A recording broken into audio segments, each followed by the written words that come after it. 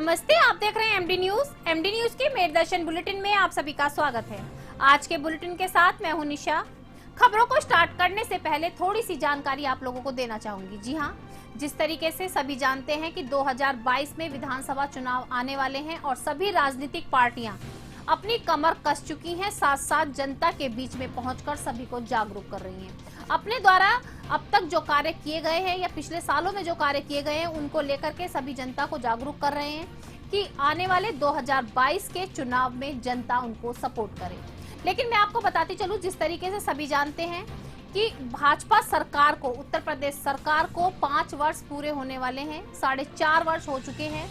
तो उत्तर प्रदेश सरकार ने सभी को, भाजपा के जो विधायक हैं उनको आदेश दिए कि सभी अपने अपने वार्डों में अपने आसपास की जनता को जागरूक करें और अब तक जो कार्य उत्तर प्रदेश सरकार द्वारा कराए गए हैं उन सबको उनके बारे में बताया जाए, उनकी उपलब्धियां बताई जाएं। उसी को लेकर के मैं आपको बताती चलूं कि आज कई जगहों पर प्रेस वार्ता का आयोजन किया गया। सभी विधायकों ने अपने अपने क्षेत्रों में अपने अपने तरीके से प्रेस वार्ता का आयोजन किया और अब तक जो भी कार्य उत्तर प्रदेश सरकार द्वारा कराए गए हैं उन सब के विषय में सभी को जागरूक किया। पत्रकारों के सामने रूबरू होते हुए सभी ने बताया कि 4.5 वर्ष के अंदर आज तक जो कार्य किए गए हैं और जो चल रहे हैं उनके विषय में जानकारी दी गई। 2022 के चुनाव नजदीक हैं और सभी अपने अपने तरीके से जनता को जागरूक कर रहे हैं।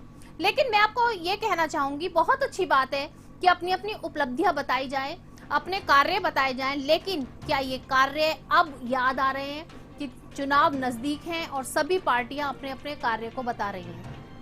कार्य बताने थे, बीच में भी आकर सभी जनता को जागरूक कर सकते थे, लेकिन ये सभी जानते हैं कि जब चुनाव का सीजन होता है तो सभी अपने तरीके से वोट मांगने के लिए आगे आते हैं, लेकिन जब जीत जाते हैं तो उस आम जनता को सपोर्ट नहीं करते। बहुत से कार्य ऐसे हैं जो अभी किए गए हैं और बहुत से ऐसे हैं जो नहीं किए गए। ये तो आने वाले 2022 के चुनाव ही बताएंगे कि जनता किसके सपोर्ट में है, आम आदमी किसके पक्ष में। MD paramedical and hotel management institute Bharat सरकार द्वारा मान्यता प्राप्त। छात्र छात्राओं के उज्जवल भविष्य के लिए paramedical diploma degree certificate course, hotel management diploma degree course प्रवेश प्रारंभ, Shraddhapuri, Kankarkheda, Meerut. MD paramedical and hotel management institute लाया है एक ही छत के नीचे छात्र छात्राओं का उज्जवल भविष्य। Hotel management diploma degree course व nursing, dental, first aid, lab, OT, X-ray diploma degree course, Shraddhapuri, Kankarkheda, Meerut. 9760141320। आज के समाचारों के प्रायोजक हैं खेमचंद पहलवान, पूर्व सदस्य Uttar Pradesh Congress committee, Arvind Kumar Gupta, Marwari Bhoj, Metro Plaza, Delhi road, Meerut, doctor Beena Rani Agarwal, समाज सेवी। अब नजर डालते हैं आज की हेडलाइंस पर, जिसके प्रायोजक हैं जूम डिजिटल मूवी वर्ल्ड। बढ़ती बेरोजगारी से परेशान युवक युवतियों की समस्या को लेकर सोमवार को राष्ट्रवादी जनलोक पार्टी के सभी कार्यकर्ता पहुंचे जिलाधिकारी कार्यालय। धरना प्रदर्शन करते हुए अपनी मांगों का ज्ञापन जिलाधिकारी के माध्यम से मुख्यमंत्री को भेजा। उत्तर प्रदेश सरकार के 4.5 वर्ष पूरे होने के उपलक्ष्य में भाजपा के दक्षिण विधायक सोमेंद्र तोमर ने प्रेस वार्ता के माध्यम से सरकार द्वारा अब तक किए गए कार्यों की दी जानकारी।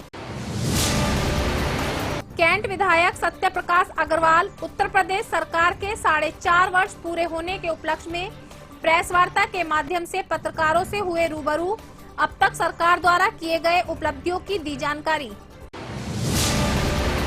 अरविंद कुमार शर्मा IAS एवं विधान परिषद सदस्य व भाजपा उपाध्यक्ष उत्तर प्रदेश पहुंचे मेरठ, दादरी। इस मौके पर कार्यक्रम संयोजक नीरज मावी, प्रशांत सूरजमल व सैकड़ों युवा समर्थकों ने किया भव्य स्वागत। 2022 विधानसभा चुनाव को लेकर कांग्रेस के पदाधिकारियों कार्यकर्ताओं द्वारा प्रेस वार्ता का किया गया आयोजन। उत्तर प्रदेश कांग्रेस के सह प्रभारी धीरज गुज्जर ने भाजपा सरकार पर साधा निशाना, दी जानकारी। कांग्रेस पार्टी की अध्यक्ष प्रियंका गांधी 29 सितंबर को पहुंचेंगी मेरठ, जनता को करेंगी संबोधित। थाना कंकड़खेड़ा क्षेत्र के गांव लखवाया में नाम बदलकर भीख मांगने वाले अन्य समुदाय के युवक को विश्व हिंदू परिषद के सदस्यों ने पकड़ा। सूचना पर पहुंची पुलिस युवक को लाई थाने। क्षेत्रवासियों ने तहरीर देते हुए कार्रवाई की मांग। भटनागर सभा मेरठ की कार्यकारिणी मासिक बैठक महासचिव मनीष कुमार भटनागर के निवास स्थान पर हुई संपन्न। भगवान श्री चित्रगुप्त की आरती के पश्चात आगामी कार्यक्रमों के संबंध में की गई चर्चा। बैठक में संरक्षक कृष्ण गोपाल स्वरूप भटनागर, निपेंद्र भटनागर व समस्त कार्यकारिणी के सदस्य रहे मौजूद। रोटरी क्लब मेरठ प्रभात द्वारा शिक्षक दिवस के उपलक्ष्य में किया गया शिक्षक सम्मान समारोह। 18 शिक्षक शिक्षिकाओं को मोमेंटो व प्रशस्ति पत्र देकर किया गया सम्मानित। मुख्य अतिथि रहे district government nominee rotary Ashok Gupta. इस अवसर पर ठाकुर शमशेर सिंह को PHF बनाने पर किया गया सम्मानित। कुछ दिन पहले थाना सिविल लाइन क्षेत्र साकेत पार्क में अन्य समुदाय के मंचलों द्वारा छात्राओं से छेड़छाड़ के मामले में हिंदू जागरण मंच के अध्यक्ष सचिन सिरोही को पुलिस को बुलाना पड़ा भारी। सिविल लाइन थाना पुलिस ने उन पर मुकदमा किया दर्ज, जिससे गुस्साए हिंदू जागरण मंच के कार्यकर्ताओं के साथ सचिन सिरोही पहुंचे SSP कार्यालय। मुकदमा वापस लेने की मांग को लेकर किया विरोध प्रदर्शन, सौंपा ज्ञापन। 22 सितंबर को मुख्यमंत्री द्वारा नोएडा दादरी में राजपूत सम्राट मिहिर भोज की मूर्ति का जाति विशेष गुर्जर शब्द लिखकर किया जा रहा है अनावरण, जिसका राजपूत समाज ने किया कड़ा विरोध। कहा मूर्ति अनावरण होगा तो उस पर जाति विशेष गुर्जर शब्द का प्रयोग न कर राजपूत शब्द का करें प्रयोग। सराय काजी क्षेत्र में भूमाफियाओं ने 500 वर्ग गज शमशान घाट की भूमि पर किया कब्जा, लगाया ताला, जिससे गुस्साए क्षेत्रवासी शमशान घाट को कब्जा मुक्त कराने को लेकर पहुंचे जिलाधिकारी कार्यालय। जमकर किया प्रदर्शन, जिलाधिकारी को सौंपा ज्ञापन। IPL की तर्ज पर तीसरा प्रीमियर क्रिकेट लीग 2 अक्टूबर से होने जा रहा है शुरू। प्रेस वार्ता के माध्यम से क्रिकेट कोच अतर अली ने दी जानकारी। टूर्नामेंट में जीतने वाली टीम को ट्रॉफी के साथ दिए जाएंगे विशेष पुरस्कार। अब खबरें विस्तार से। सबसे पहले मैं आपको वही खबर बताना चाहूंगी जिसके प्रति अभी मैंने आपको जागरूक किया। जी हाँ, जैसा कि उत्तर प्रदेश सरकार के आदेश अनुसार भाजपा के सभी विधायकों को आदेश दिए गए हैं कि सभी अपने अपने क्षेत्रों में अपने अपने कार्यों की उपलब्धियां बताएं। उसी को लेकर के आज कैंट विधायक सत्यप्रकाश अग्रवाल ने भी एक प्रेस वार्ता का आयोजन किया, जिसमें पत्रकारों के साथ रूबरू होते हुए उन्होंने बताया कि अब तक कैंट में किस तरीके से विकास किया गया है और कितना आगे और विकास करने का विचार बना हुआ है। उन्होंने कहा कि आने वाले समय में भी यदि जनता उनके साथ रही तो भाजपा सरकार का दोबारा से परचम लहराएगा। उनका कहना है कि अब तक बहुत सारे कार्य भाजपा सरकार द्वारा किए गए हैं जो आज तक ना ही किसी सरकार के राज्य में किए गए और शायद आने वाले समय में ना किए जाएं। तो उसी को लेकर के उन्होंने कहा कि आने वाले समय में वो उम्मीद करते हैं कि सभी उनके कार्यों से जागरूक होंगे और सभी इस चीज को जानते भी होंगे कि उत्तर प्रदेश सरकार या भाजपा सरकार द्वारा किस तरीके से विकास कार्य तेजी से किया गया है और आने वाले समय में सभी उनको सपोर्ट भी करेंगे। हमको साथ दे। 2022 में हम लोग हमारे मुख्यमंत्री बना के भेजे, योगी जी को बना के भेजा, उधर प्रधानमंत्री बना के भेजे, ताकि आने वाले 5 साल बाद जो काम थोड़े बहुत उन्नीस भी पूरे कर दे। रामराज करना, रामराज होगा, रामराज होगा।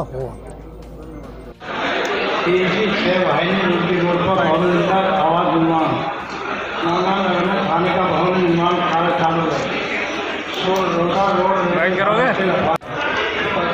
खेड़ा नाला ढुलाई कार्य बंद हुआ है। कोरोना काल में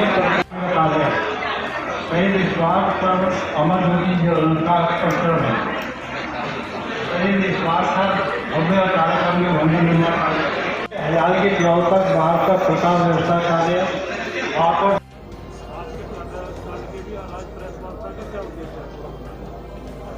4.5 साल पूरे हुए हैं और जितने कार्य के लगभग सब पूरे करे। कोई बकाया रह नहीं है, मैंने आपको बता दिया गया है, और कोई कार्य ऐसा नहीं जो बकाया रह गया।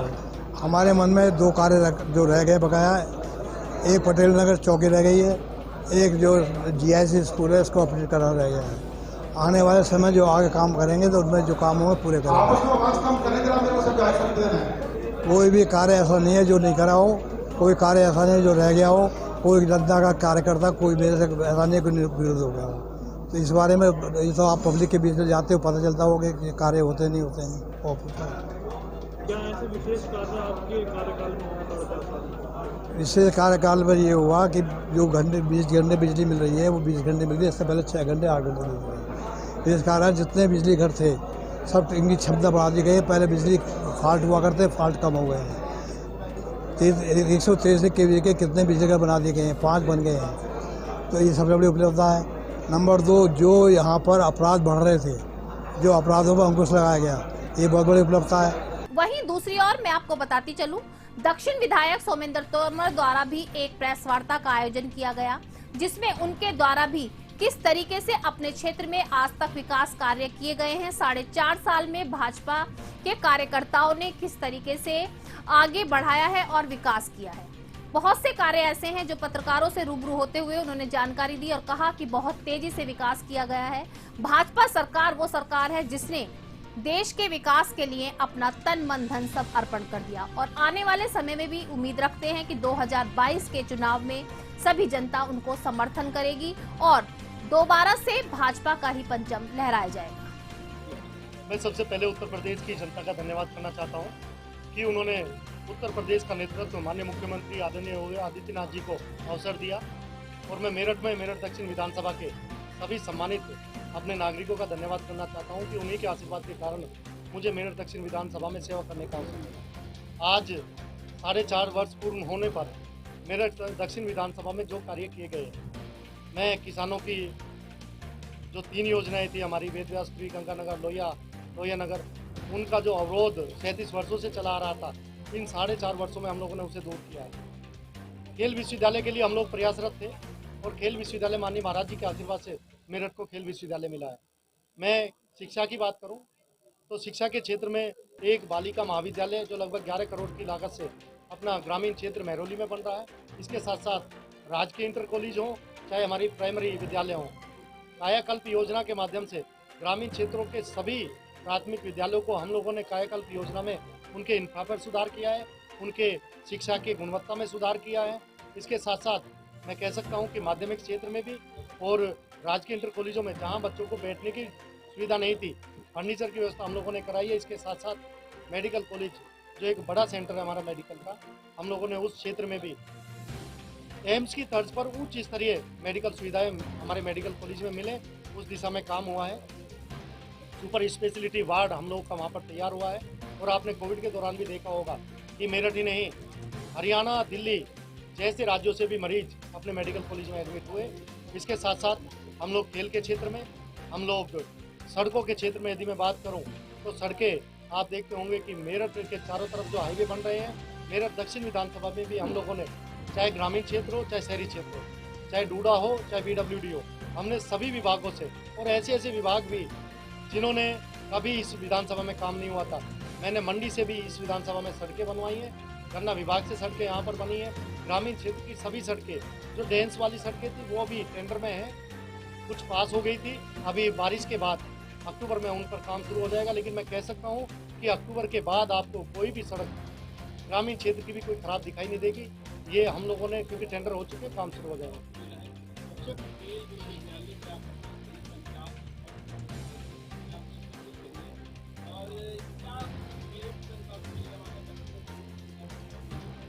देखिए, मुझे खुशी है इस बात की कि आज पश्चिम क्षेत्र से सबसे ज़्यादा खिलाड़ी निकल रहे हैं और कोई भी क्षेत्र आप देखिए, चाहे कोई भी खेल हो, चाहे शूटिंग की बात करें, हम क्रिकेट की बात करें, आज हर क्षेत्र में हमारे खिलाड़ी निकल। कोरोना काल के बाद बेरोजगारी की मार सभी को बहुत ज्यादा परेशान कर रही है। जी हाँ, एक तो कोरोना की मार थी, दूसरा सभी के रोजगार ठप हो गए थे और बहुत सौ के रोजगार चले भी गए थे। युवा और युवतियां डिग्री लेकर खाली घूम रहे हैं, रोजगार नहीं है, जिससे सभी बहुत परेशान हैं।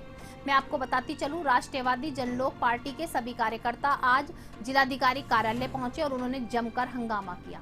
उनका कहना था कि एक और तो भाजपा सरकार के बड़े बड़े दावे थे कि बेरोजगारों को रोजगार मिलेगा, कोई भी बेरोजगार नहीं रहेगा, लेकिन यहाँ पर तो जो रोजगार व्यक्ति थे उनका भी रोजगार छिन गया। कोरोना काल के बाद अब किसी का भी व्यापार अभी पूर्ण रूप से नहीं चल पाया है और युवा युवतियां अपनी डिग्री लेकर अभी भी खाली घूम रहे हैं, जिसको लेकर के आज उन्होंने जिलाधिकारी के माध्यम से मुख्यमंत्री को ज्ञापन भेजा और कहा कि डिग्री लेकर घूमने वाले बेरोजगार युवक युवतियों के विषय में सोचा जाए।